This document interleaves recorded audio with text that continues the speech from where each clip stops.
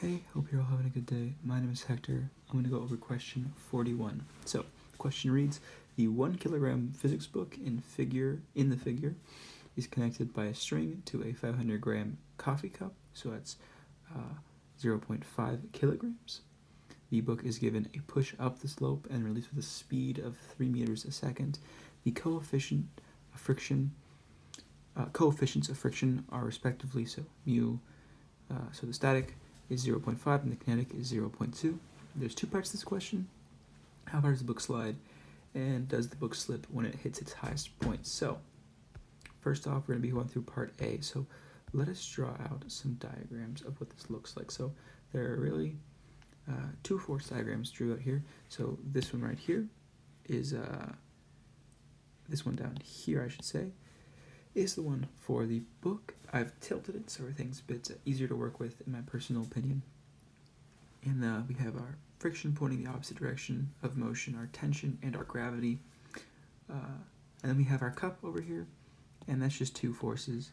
And I've even found the sum of those forces. I've found the tension. However, this implies that all of our forces add to zero. And as we know, when we push that book, it's not going to be that. So we're actually not going to be able to figure out tension. And this is really the trick of the question, is figuring out this acceleration, because you're not just taking one of the force summations and then solving like that.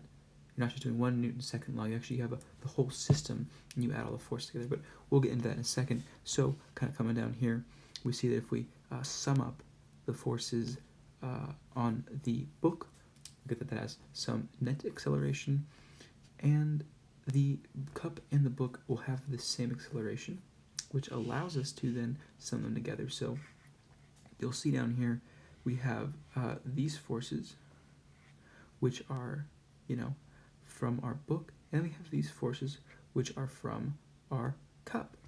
And you'll be so kind to notice that these tensions will cancel out, which makes perfect sense.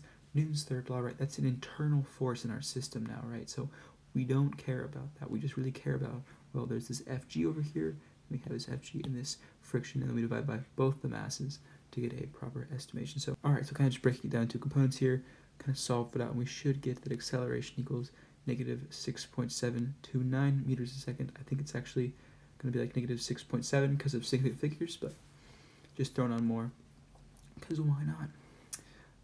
So negative 6.7 meters a second squared. So the question actually is, how far does it go? So we have an acceleration, we have an initial and a final velocity.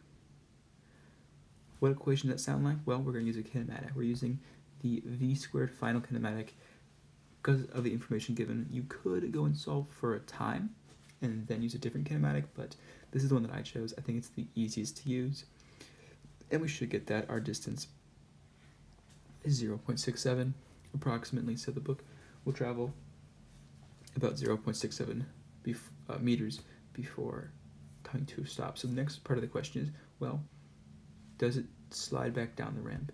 And I mean, intuitively thinking about it, you can kind of already come to the answer, but we're going to go through it anyways. So this is our kind of summation, right? And going through this, we get that Fs max should be 2.3 newtons, right? So this is the mu, this is the normal force. Well, this whole thing right here is the normal force. And we'll get this about 2.3. And then we have our 4.9 that I calculated earlier. So now we are assuming that it has hit the top of this point, right?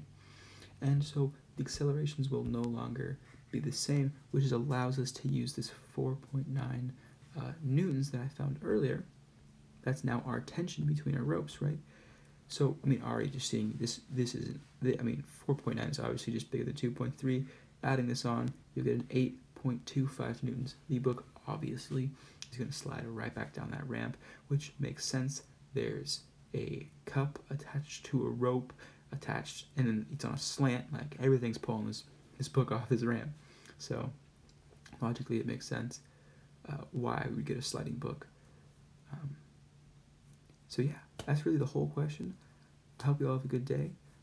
Again, actually, before I say goodbye, really, just the most important thing, really the trick to this question is just really this summation of both forces. This is kind of, at least for me, it was definitely a new strategy, but just realizing that tensional force, like, we don't know what that is.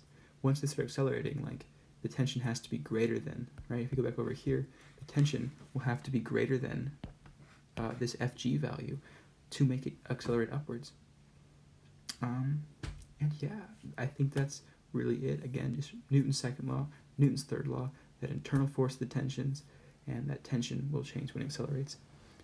Yeah, I hope you all have a great day. Bye.